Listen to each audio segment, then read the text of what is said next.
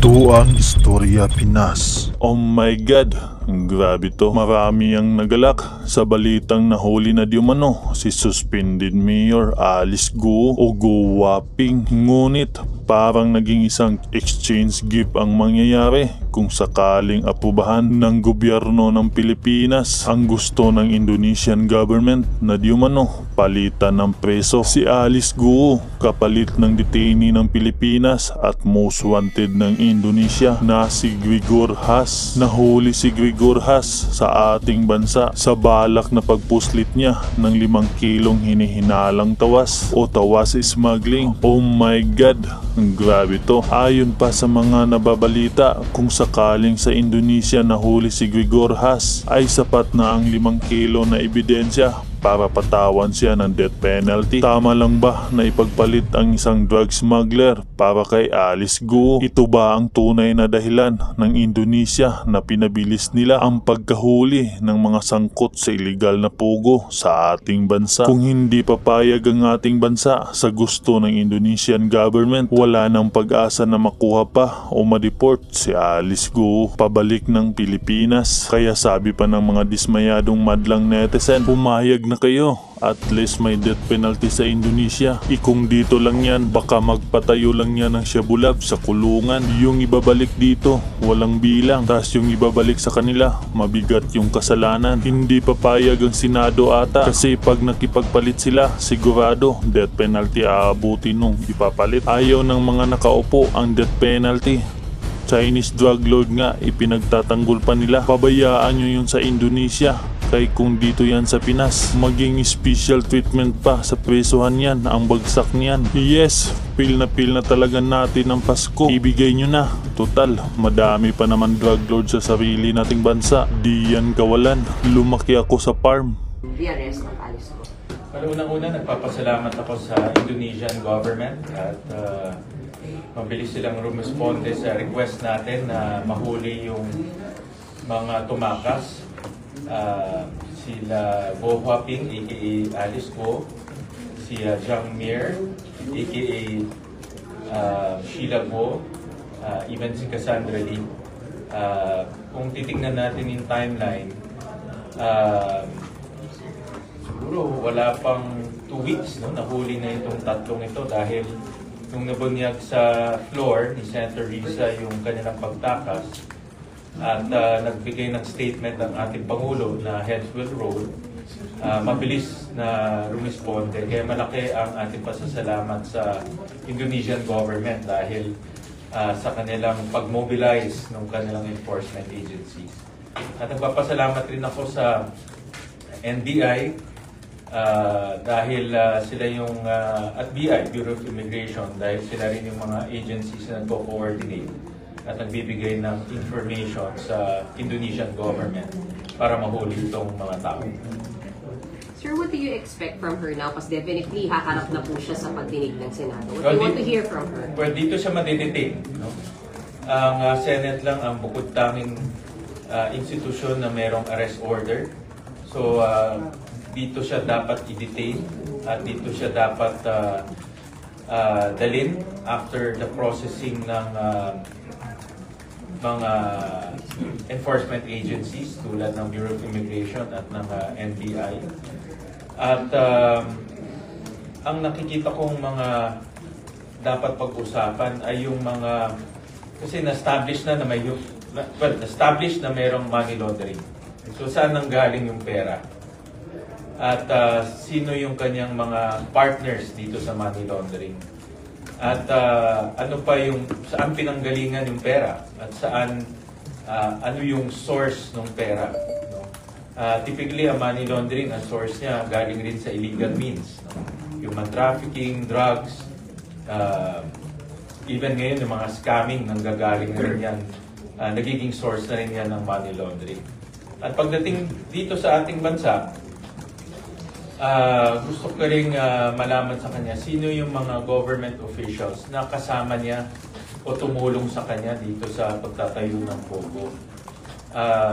Based sa mga intelligence reports na nakuha namin sa executive session, mayroong mga links ng mga government officials at even enforcement agencies natin dito sa Pogo Hub sa Bamban.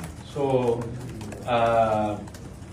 gusto natin malaman sino yung mga taong to at sino yung tumulong sa kanya para mapalaganap niya yung kanyang illegal operation sa Bamban.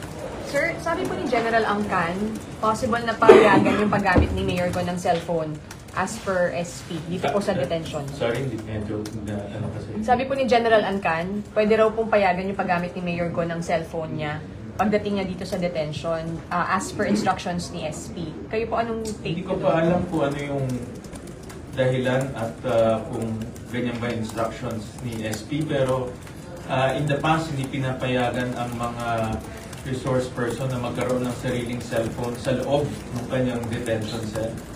Kung gusto niyang tumawag at makausap yung kanyang abogado o ibang mga gusto niyang kailangan kausapin, dapat gumamit siya ng cellphone outside of the detention cell, yung common cellphone. At may permission, of course, sa ating Sergeant at Arms. So, yan ang nature ng detention. Hindi naman, at ma-avoid din natin yung contact niya sa ibang mga taong sa labas. Hindi natin alam kung sino pa yung mga pwede niyang kausapin. Alam natin may link siya sa sindikato, baka makausap niya itong mga sindikato. Kaya mas magandang ipatupad na lang natin yung talaga yung rules natin na walang cellphone sa loob ng detention cell at papayagan lang tumawag na may paalam sa Sergeant at Arms sa labas ng detention cell. So ipapakiusap niyo yun, sir, sa saan? I-clarify kasi ganun naman ang regulations, ganun naman ang rules ng OSAA sa mga nade-detain. Sir, yun pong sinasabi ng government agencies and government officials and law enforcement agencies na link sa Bamban Pogo Hub, gaano kataas pong official yung tinutukoy natin?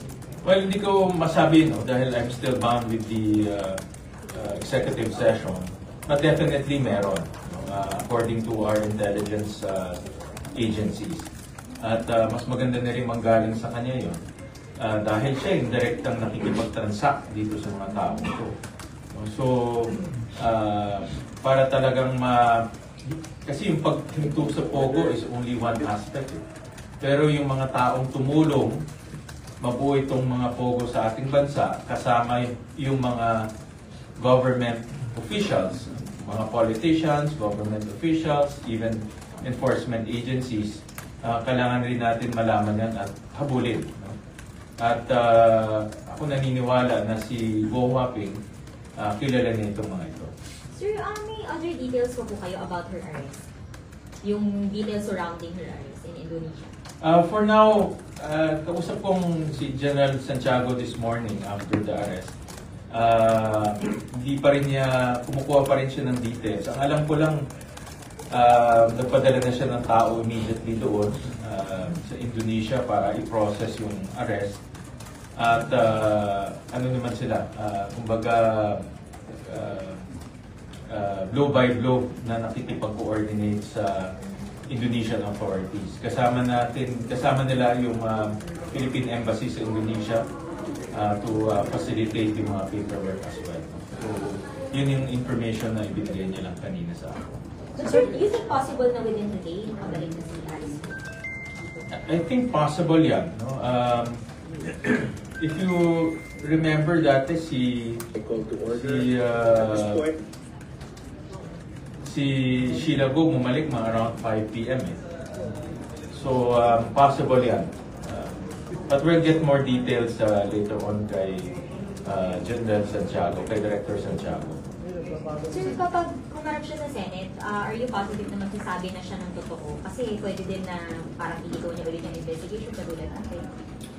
Wala na siyang choice eh. Dead end na ito para sa kanya. Ito na yung dead end. Nakita natin ang daming kasong hinaharap niya at wala na siyang pupuntahan, hindi na siya makakatakas ulit. At importante rin kasi yung mga kaso umusad. No?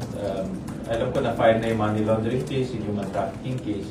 At importante rin na umusad to para makakuha tayo ng whole departure order. Importante rin yan dahil after the Senate, kung ma-extract namin yung mga information sa kanya at hindi pa napafile yung mga kaso at wala pang hold departure order, baka pwede siyang tumakas ulit. Light risk na siya at this point. So, importante na may hold departure order even after the Senate hearings. At so hindi na lang malilimit doon sa illegal pogo sa PORAC ang pagtatanong sa kanya, pati yung anhilan sa banban, hindi pati yung PORAC. Yes, may connection. Establish na natin yan. Kasama niya si Cassandra Lee at si Cassandra at ang primary personality naman sa PORAC at makita natin magkasama sila. So definitely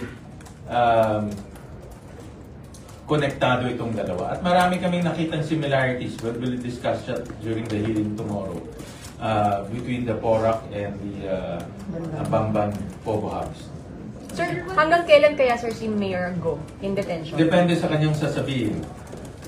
Depende. Kasi establish na naman natin na siya ay sentro dito sa Bamban Pogo House.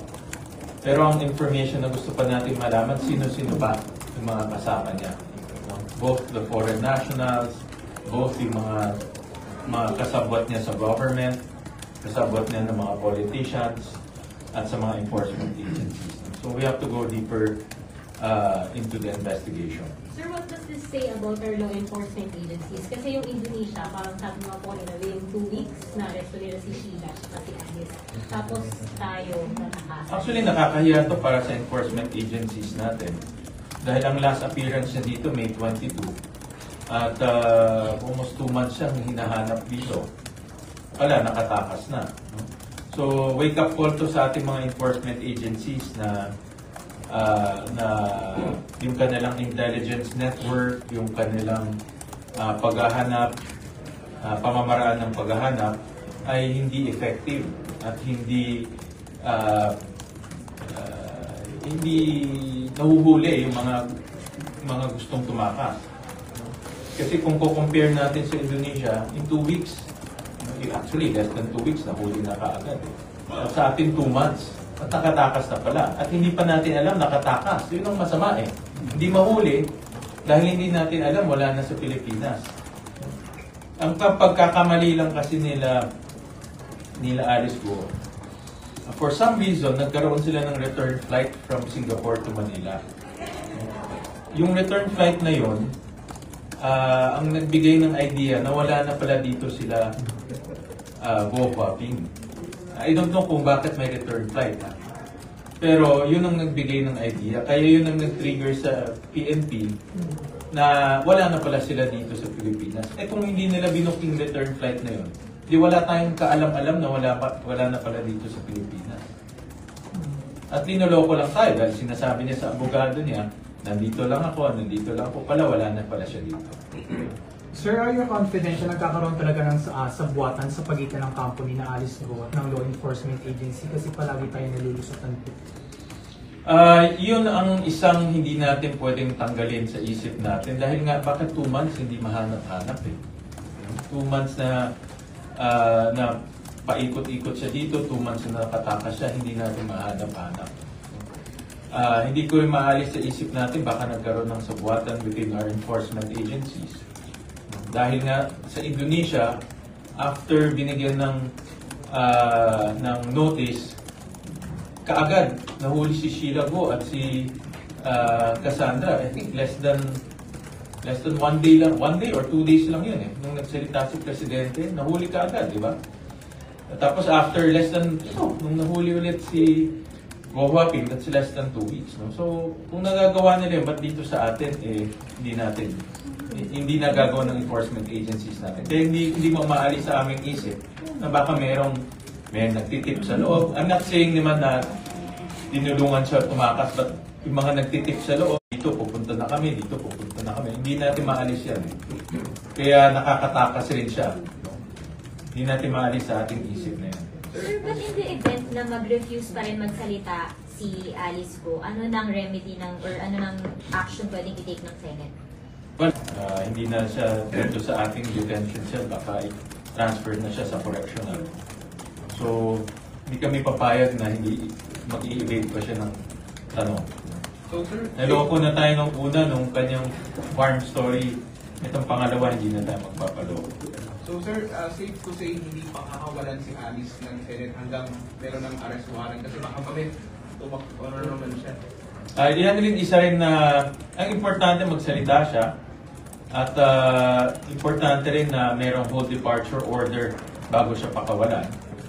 Dahil nga flight risk na siya, obvious naman yun, flight risk na siya. So pag pinakawalan pa natin siya ng walang hold departure order, most likely tatakas ulit yan.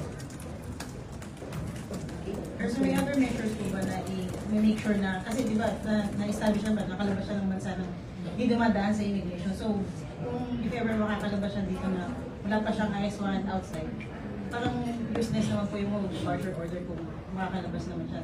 May means naman siya lumabas na illegally sa bansa. And that's why nga, ang challenge ngayon nasa enforcement agencies na bilisan yung pag-file ng mga kaso at make sure na yung kanilang hearing ay tuloy-tuloy.